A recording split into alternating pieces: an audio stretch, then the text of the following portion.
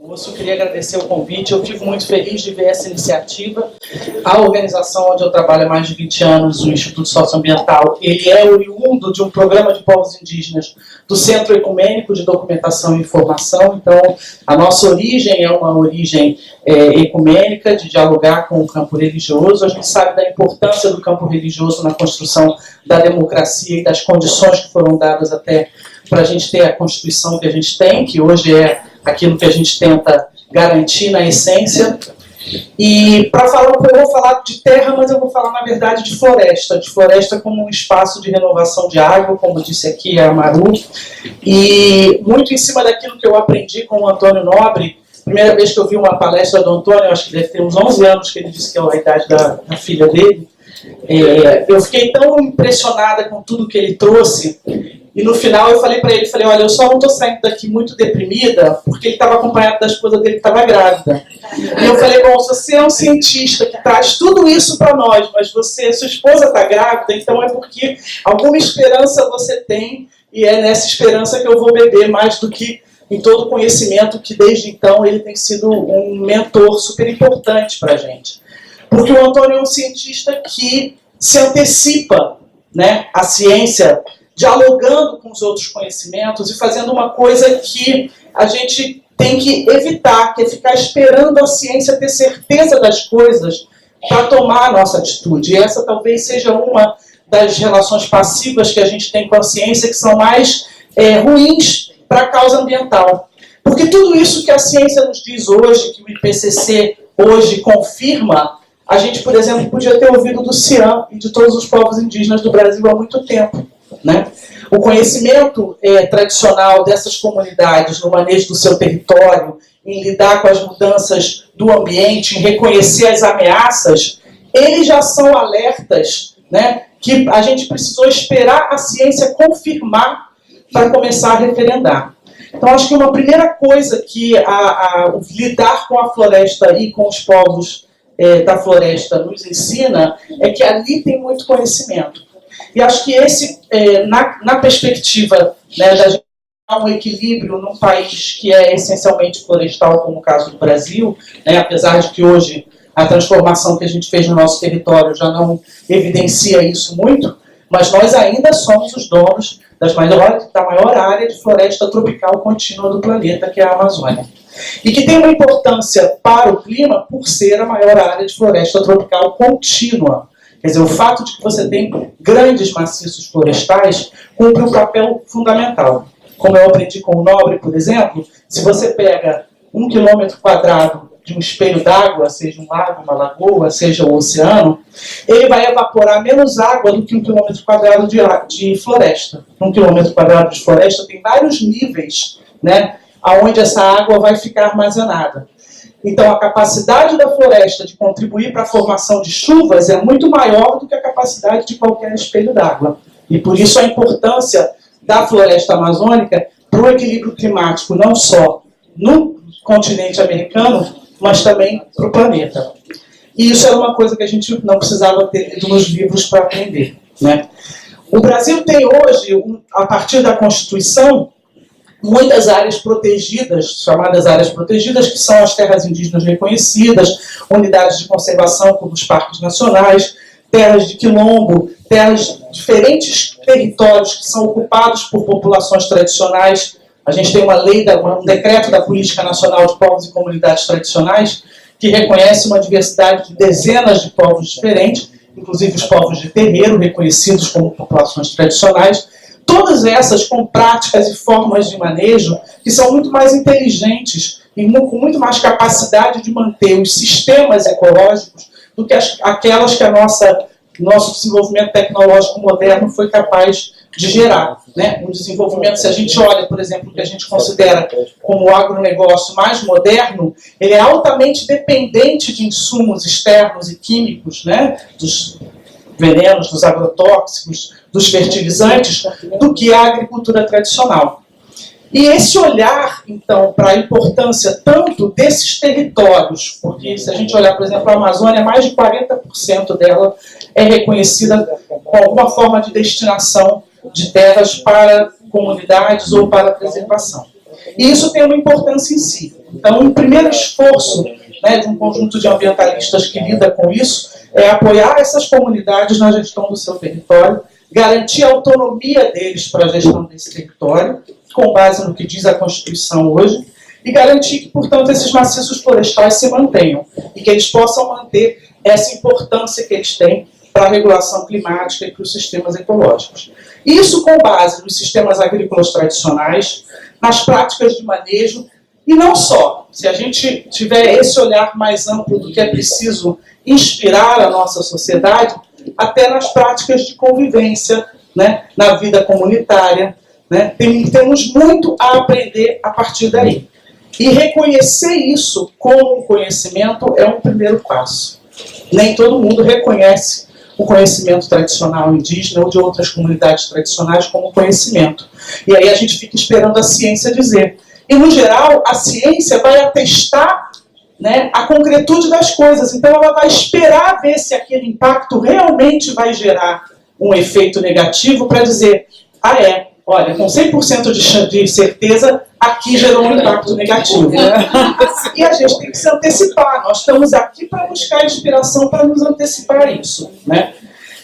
Eu vou além. Eu acho que nessa diversidade de povos que a gente tem no Brasil, a gente tem um repertório de soluções e de formas de vida que já demonstraram ser capazes de garantir para essas comunidades uma imensa resiliência, porque que o Brasil tenha hoje 350 povos indígenas distintos, depois de tudo que esses povos vêm sofrendo e continuam sofrendo, é uma demonstração de resiliência incontestável, né? E você tem aí um repertório, uma diversidade, né, onde a gente pode beber nessa fonte para desenvolver as alternativas de caminhos que a gente tem para desenvolver para o futuro. Porque é preciso reconhecer que nessa problemática nós temos uma humanidade, uma civilização que avançou muito, mas falhou muito. E está falhando num fundamento, que é garantir as bases de sobrevivência da sua própria, né, sociedade. Então nós temos que reconhecer que nós precisamos mudar muito e mudar profundamente. E aonde é que nós vamos procurar as referências para mudar? Né? É na diversidade sociocultural. É ali que a gente tem um repertório vasto, é ali que a gente tem histórias de resiliência, de resistência, de sobrevivência, que podem nos ajudar para o futuro.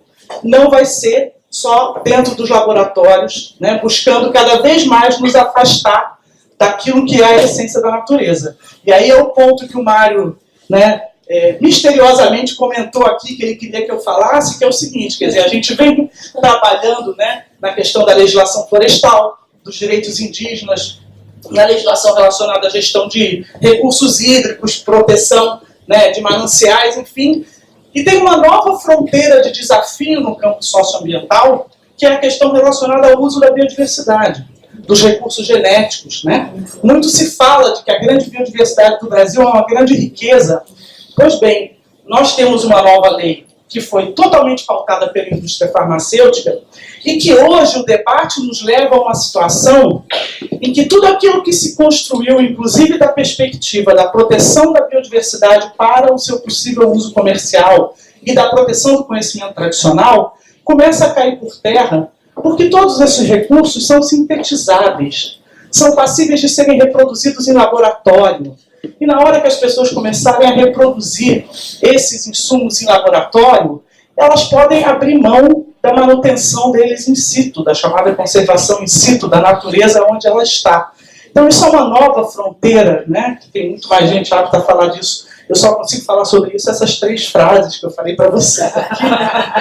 Mas é uma coisa que tem angustiado muito a gente, porque esse valor que a gente acha que tem muita gente que acha que não, que entra num laboratório e que reproduz isso.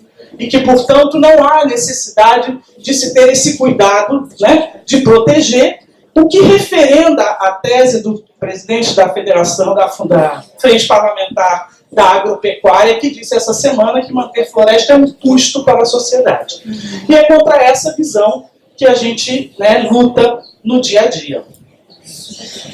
O Brasil avançou muito a partir da Constituição com uma série de políticas que hoje ainda, por enquanto, até ontem, né, algumas delas, dão sustentação para que a importância dessas comunidades, desses territórios, seja assegurada. Eu falei da Política Nacional de Povos e Comunidades Tradicionais, a gente tem a Política Nacional de Gestão Ambiental em Terras Indígenas, a própria Constituição, que assegura aos povos indígenas o usufruto exclusivo dos seus territórios, mas tudo isso hoje por um fio, né, por conta da pressão. Então, o que a gente vê, né, no Congresso hoje é um forte aparato colocado a serviço da desconstrução tanto do que está na Constituição quanto do que foi conquistado nessas legislações.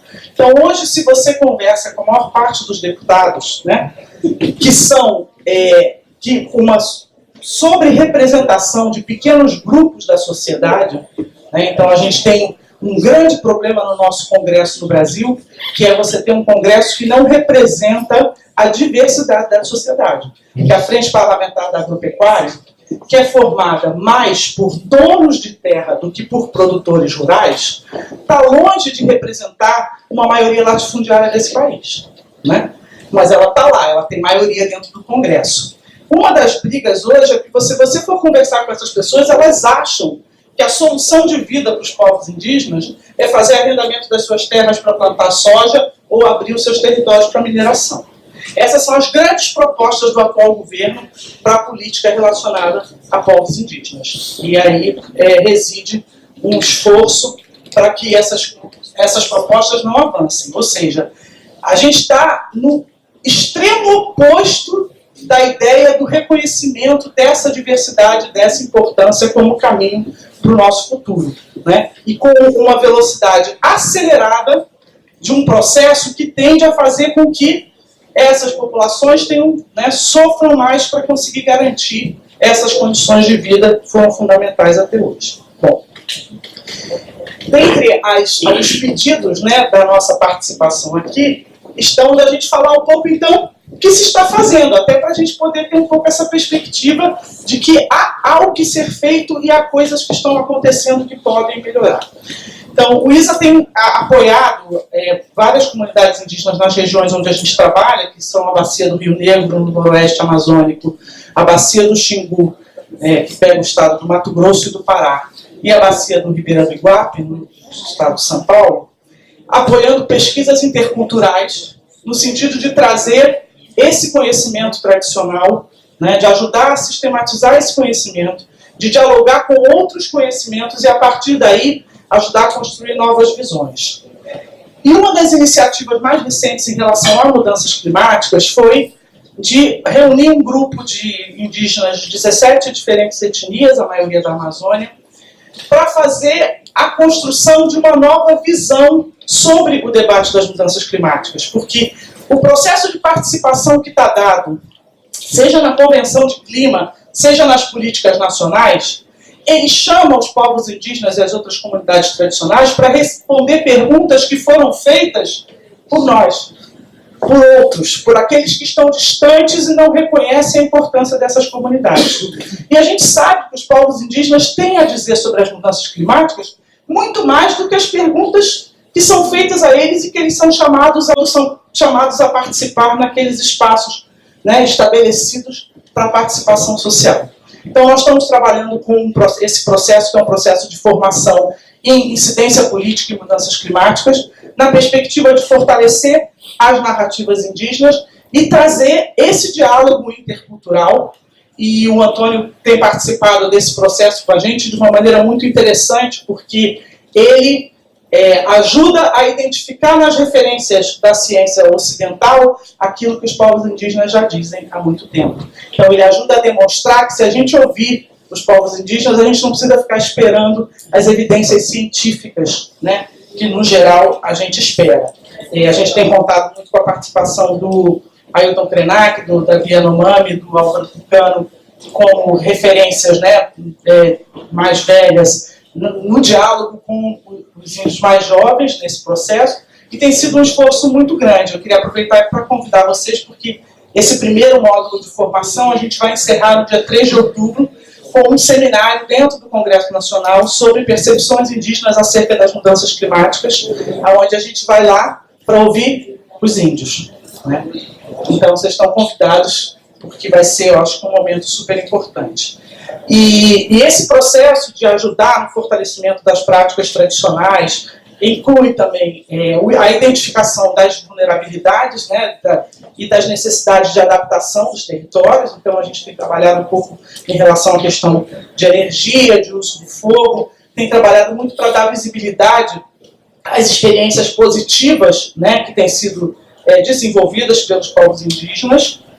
E o ISA também está muito envolvido na questão da restauração florestal, principalmente por meio da articulação de uma grande rede de coletores de sementes na região do Xingu, que envolve mais de 450 pessoas de diferentes povos e formações, desde agricultores familiares, indígenas de diferentes etnias, extrativistas, e que tem essa perspectiva, né, de que a semente é o pequeno que traz o grande, e que é a partir do processo do reconhecimento da importância da semente, do tratamento da semente, é que a gente pode fazer restauração florestal. Porque quando nós nos colocamos o desafio de ajudar a restaurar as cabeceiras do rio Xingu, porque as cabeceiras do Xingu estão todas fora da terra indígena, né, do Parque Indígena do Xingu, que é uma das terras indígenas mais antigas e reconhecidas do país, nós nos demos conta de que, por exemplo, no estado do Mato Grosso, você tinha uma legislação que estabelecia isenção de imposto para se você comprasse semente agrícola no município e levasse para vender em outro e tal. Mas não tinha isenção de imposto para semente florestal. Você coletava semente no município, se fosse levar para outro, tinha que pagar imposto.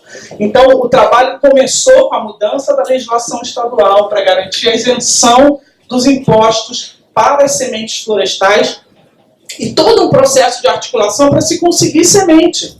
Porque não adianta falar de restauração florestal se não tiver semente, é um insumo básico e não é fácil que você consegue garantir para a escala daquilo que é necessário no Brasil. Então, a gente tem trabalhado muito com isso e, nesse tema das mudanças climáticas, uma última iniciativa é uma iniciativa em parceria com outras organizações, como o Greenpeace, a Conectas, o Engaja Mundo, enfim, outras que eu certamente estou esquecendo, de uma discussão sobre litigância climática. Existem algumas experiências em outros países já, de ações de discussão na justiça sobre os efeitos das decisões que são tomadas hoje para as futuras gerações, né, considerando as mudanças climáticas, e nós, então, estamos buscando trabalhar com isso e refletir sobre qual seria o caminho para que, por meio de ações de litigância, a gente possa levantar esse debate no Brasil sobre as decisões que estão sendo tomadas hoje e que sacrificam o futuro das crianças, né, e da nossa sociedade.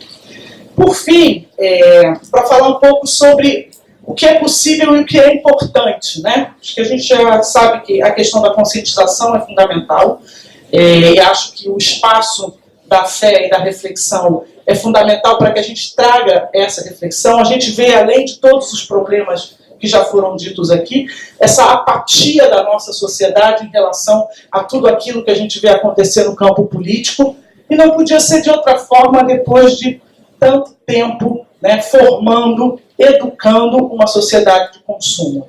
Então a gente precisa, né, rever isso, precisa trazer para o espaço de reflexão sobre o papel da família, o papel da sociedade, da comunidade, né, a reversão desse quadro para que as pessoas voltem a olhar, né, para a sua comunidade numa outra perspectiva, a olhar para a sua vida com outros referenciais do que elas almejam e a partir daí poder olhar para o seu planeta. Eu acredito muito nessa coisa das ações individuais, não pelo resultado que elas têm em si, mas pelo processo de mobilização e reflexão que elas acabam nos impondo. Então, isso também é importante. Pode ser que seja um caminho para fazer as pessoas, pelo menos, começarem a olhar como é que elas se relacionam com aquilo que elas consomem, com o lixo que elas gerem, né? Que elas geram. Então, acho que esse caminho não é o caminho que vai resolver o problema macro que a gente tem das corporações e da política, mas ele é um caminho fundamental. E de fato, eu acho que a gente tem aí um embate político mesmo, que se dá a nossa maior potencial de ação no sentido de um impacto mais amplo, né? E é muito difícil imaginar como, né, nesse momento do país, a gente pode se engajar e trabalhar com isso. Mas eu acho que tem aí um conjunto de instituições, né, se mobilizando fortemente especialmente nessa questão da defesa dos direitos territoriais das comunidades tradicionais. Nesse momento, inclusive, a gente tem uma campanha, uma petição online pela defesa dos direitos quilombolas, porque há uma ação direta de inconstitucionalidade para derrubar o decreto que determina o processo de titulação de quilombos. E essa petição está online, ela já tem 85 mil assinaturas e a gente precisa que ela cresça muito mais para que a gente possa sinalizar para o Supremo Tribunal Federal e para as classes políticas desse país que nós não vamos aceitar isso, porque nós reconhecemos qual é a nossa origem, quais são as nossas ancestralidades e o que é importante para a nossa sociedade. Então, eu acho que mobilizar a sociedade em apoio a essas campanhas de defesa dos direitos territoriais dos povos indígenas, das comunidades quilombolas e do direito à diferença de todos os povos comunidades tradicionais, é um ponto fundamental na luta pelas mudanças climáticas, na qual os líderes religiosos podem ter um papel super importante. Obrigado.